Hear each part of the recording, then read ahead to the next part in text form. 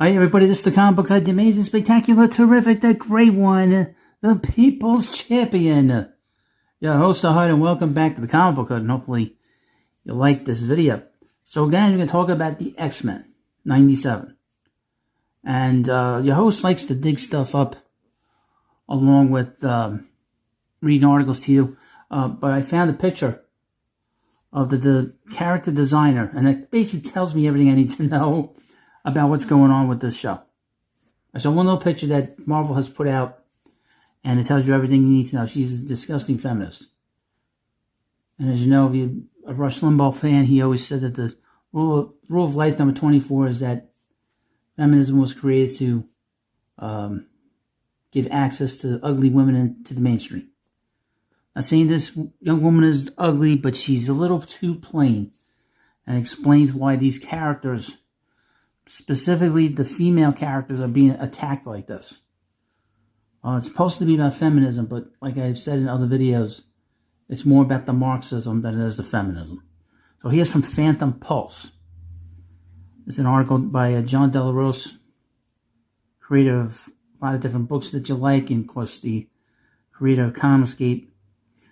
Headline: X-Men 97 lead character designer and director confirmed Disney Marvel redesigning characters for body diversity and to stay relevant. Interesting. Very, very interesting. Let me pull up this stupid article. Sorry, folks. This is all I try to be with it when I can. Just love the pop-ups. Thank you. This is what's so great about this site. It's finding the pop-ups. What a Mickey Mouse organization I got here. What a rinky-dink channel. It's still rinky-dink. X-Men, most channels have evolved. Not this one. X-Men 97 has been embroiled in controversy ever since the trailer launched, and predictably clues as to an extremist, woke rewriting of the X-Men franchise will begin to emerge from the Marvel animation property. The lead designer, Amelia Vidal, which is the picture you see here, has confirmed character redesigns are being done with diversity, equity, and inclusion agenda in mind. Communism. I don't want to see somebody who looks like me as Wolverine. Don't say anything negative about myself or anything. I don't want to see any slob dressed up as Wolverine cosplay. We want to see Logan. And we want to see hot Rogue. We don't want to see the promise of X-Men 97 began when an X-Men 97 producer unveiled that Morph, a shapeshifter in the original show, would be changed to a non-binary to push the trans agenda satanic further. This isn't unusual for Marvel, who's been doing the same with Mystique for years in the comics, going so far as to change Mystique to be a father of Nightcrawler instead of his mother. This change to X-Men 97 with Morph was pushed further as it revealed the voice actor for the Marvel Disney Plus show is a homosexual activist in the industry.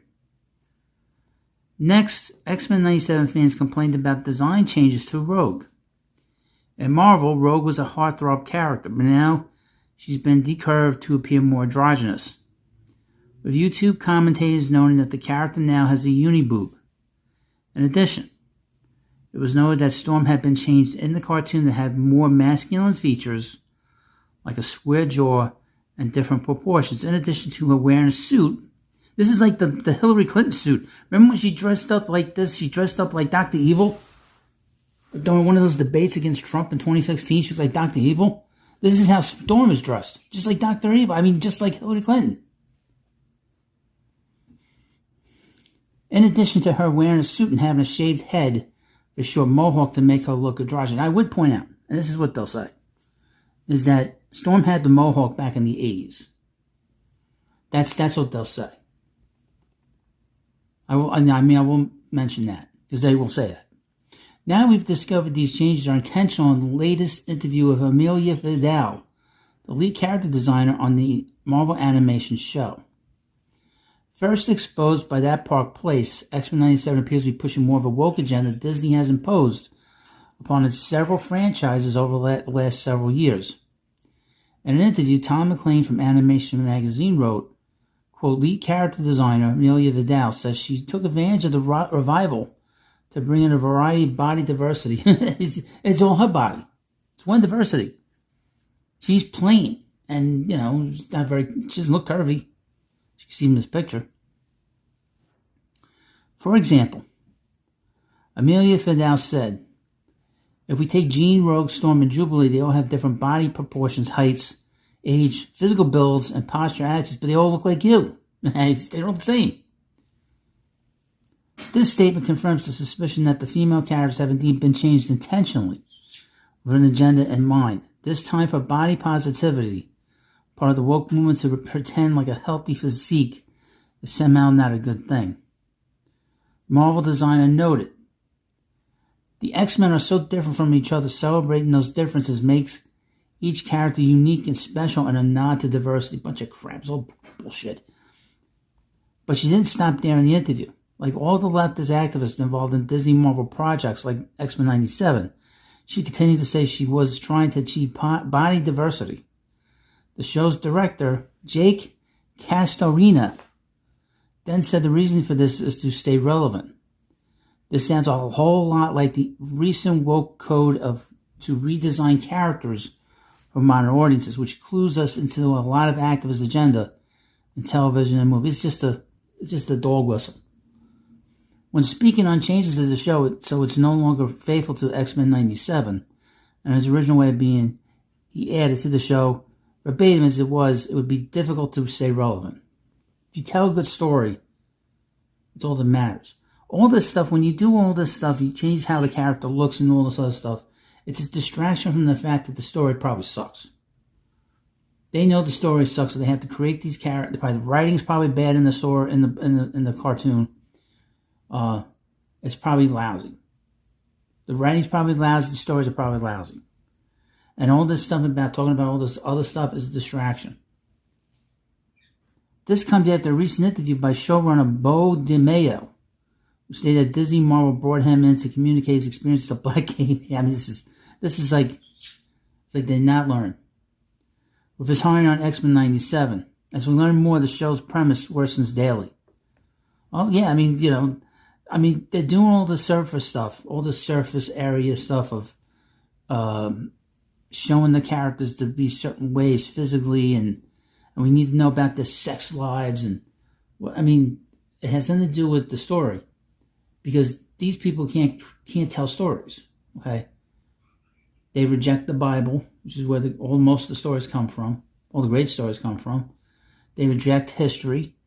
They reject the great works of literature. They say it's white supremacy. So when you reject all this stuff, what is there? Where do you draw your inspiration? They draw their inspiration from government. I don't want to go into that area, but it always goes back to that. It always does.